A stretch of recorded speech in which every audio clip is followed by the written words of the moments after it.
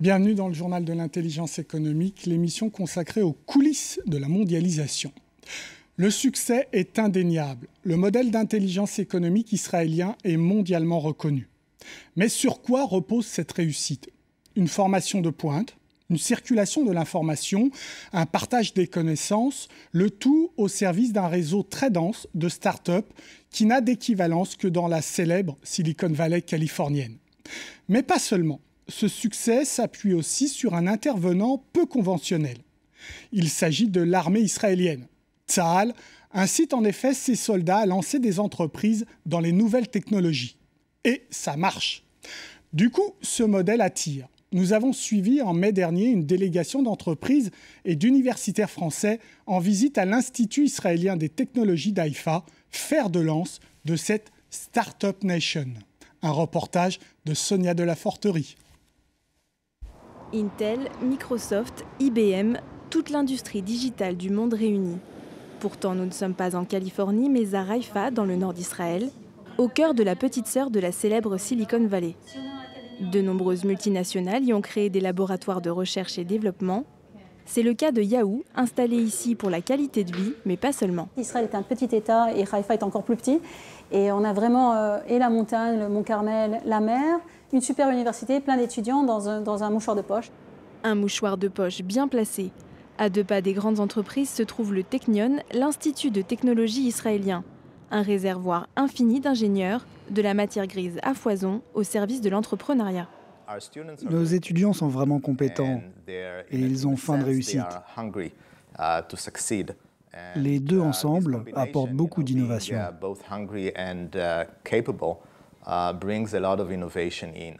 Le secret de cette réussite ne vient pas seulement du cerveau des étudiants. Tsahal, l'armée israélienne, apporte un sérieux coup de pouce aux futurs entrepreneurs. En Israël, le service militaire est obligatoire à partir de 18 ans, 2 ans pour les femmes, 3 ans pour les hommes. Autant d'années qui ne servent pas qu'à défendre le pays, mais aussi à travailler sur des nouvelles technologies.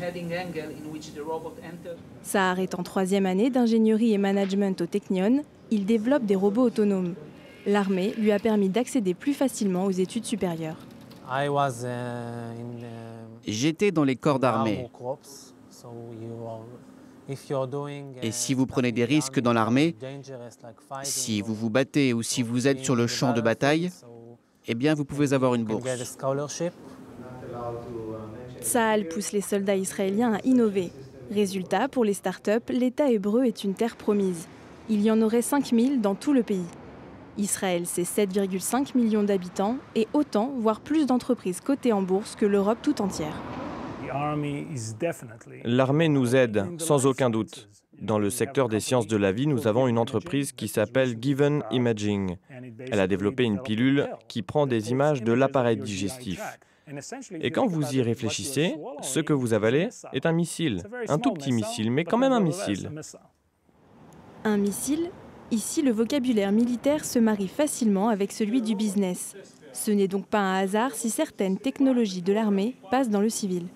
C'est un modèle extrêmement dynamique sur lequel l'armée Tsahal a une certaine influence, puisque l'armée est là, elle est très très présente, mais c'est l'armée du high-tech, l'armée d'investissement pour créer de la matière grise. Israël veut booster son économie aussi pour des raisons sécuritaires. Daniel Rouache appelle cela le bouclier technologique de l'innovation. Le bouclier, c'est une manière de protéger le pays, mais en allant de l'avant sur la partie technologique. C'est-à-dire pour protéger Israël sur son futur, il faut avoir une capacité en matière de science, de technologie, de savoir-faire qui doit être suffisante pour pouvoir ne pas être dépassé par des opposants, des ennemis. L'ennemi, là encore, le discours est très guerrier. Mais fait-il peur aux entreprises étrangères? Pas du tout.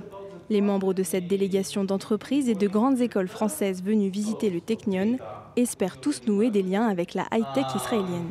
J'ai pas l'impression qu'il y ait trop de risques de faire du business avec ce pays, sachant que de toute façon, c'est sur le domaine scientifique, en tout cas pour ce qui me concerne, et le business n'est pas exclusif, il y a plein de choses à faire.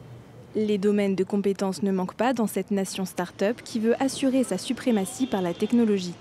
Aujourd'hui, Israël consacre 4,3% de son PIB en recherche et développement, bien plus que la moyenne mondiale.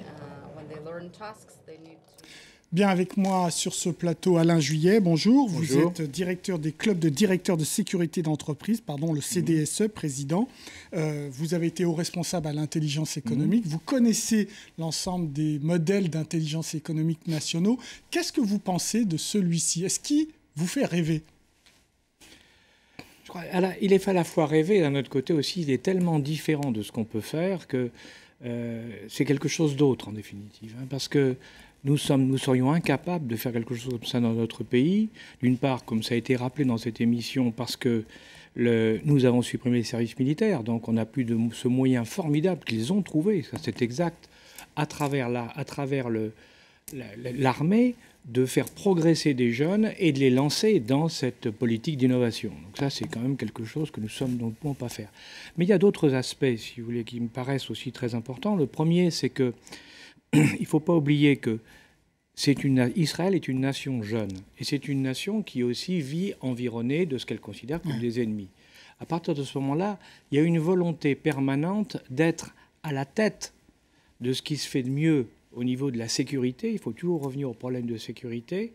Et à partir de là, donc, de développer des technologies qui permettent d'avoir une meilleure sécurité que les autres. Donc le contexte est très important, c'est-à-dire guerre israélo-palestinienne. Exactement. C'est indiscutable, si vous voulez, qu'aujourd'hui, ça joue un rôle. Les militaires ne se sont pas mis uniquement à développer des start-up pour le plaisir.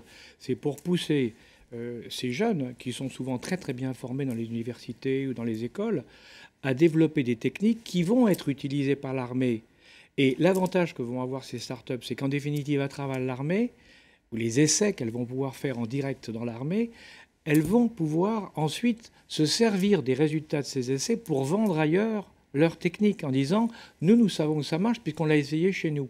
Alors je vous parlais de l'armée, mais derrière, une fois que vous avez mis au point des modèles qui servent au niveau des militaires, ou de la police d'ailleurs, eh bien à côté, ça va être avec des modifications, ça va être adapté à des quantités d'autres choses. Et c'est l'explication du succès de ces start-up israéliennes. C'est quand même le 3e pays au monde au niveau start-up après les Américains et les Chinois. Il ne faut quand même pas l'oublier. Sans prendre le modèle dans son entièreté, est-ce qu'on peut y prendre des idées? C'est-à-dire quand même ce lien entre l'armée et ces jeunes, le fait que, ayant fait un passage dans l'armée, on est soutenu par l'armée pour lancer son entreprise, c'est quand même intéressant, non? Ah ben oui, mais non seulement c'est intéressant, mais c'est efficace. C'est une idée qu'on peut piquer. Oui, mais comme je vous dis, alors nous on a un problème parce que l'armée aujourd'hui n'est pas conçue, notre armée n'est pas conçue comme ça. Comme ça a été rappelé, l'armée israélienne, tous les garçons et toutes les filles doivent faire un temps de service militaire de 2 ou 3 ans, enfin 2 ans pour les femmes et de 3 ans pour les hommes, bon, durant lesquels, comme quelqu'un l'a rappelé, je crois, pendant cette émission, ils doivent se comporter en vrais soldats, et c'est une fois qu'ils ont, au lieu d'avoir des décorations, ils ont aussi des décorations, mais au-delà des décorations, on va leur dire, écoute, tu vas avoir des bourses pour progresser. En définitive, l'armée sélectionne les meilleurs, les plus courageux, les plus travailleurs, les mieux organisés, et c'est cela qu'il va pousser à travers, donc, c'est la création de start-up qui vont être en partie financées par l'armée.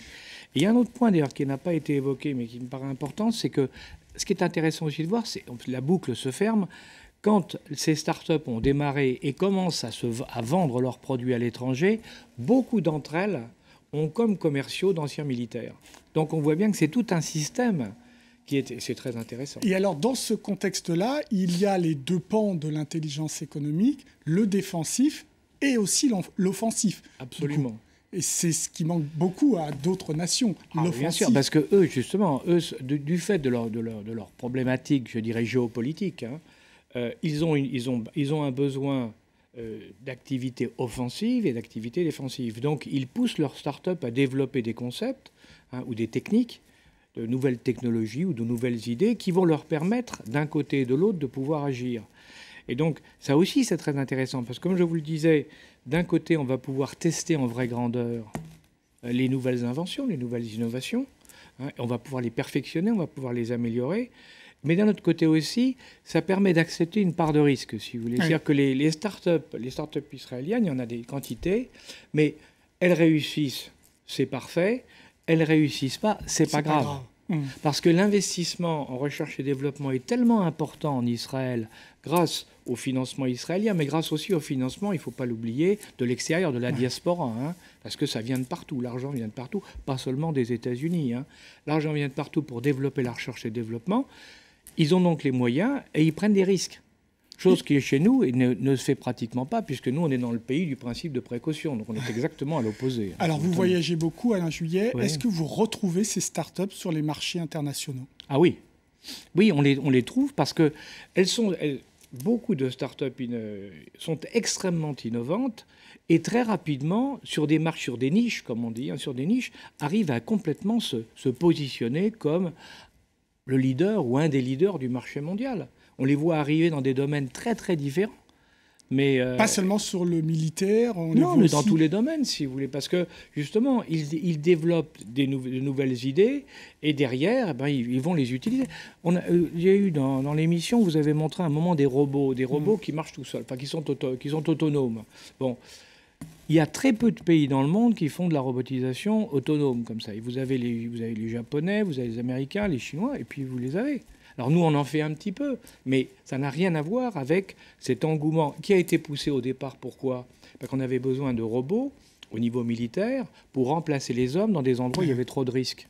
D'où leur présence dans les drones aussi. Les deux grands pays, Amérique, États-Unis, Israël. Israël, sur le plan des drones, et le domaine, vraiment c'est leur domaine, mais ils l'ont développé pour des raisons purement militaires. Mais aujourd'hui, ces drones, ça va depuis les jouets des enfants, qui sont vendus pour Noël, on commande avec un smartphone, ça va jusqu'à des engins de combat. Donc il y a toute une gamme qui s'est faite, et ils maîtrisent la situation mieux que beaucoup d'autres. Donc on est bel et bien dans un système tout à fait exceptionnel. C'est pourquoi je vous dis, je crois qu'il n'est pas copiable, mais qui est redoutablement efficace. Merci beaucoup Alain Juillet pour cet éclairage. L'émission est terminée, mais comme d'habitude, vous pouvez la retrouver sur france24.com. En attendant, restez avec nous car l'information continue. Au revoir.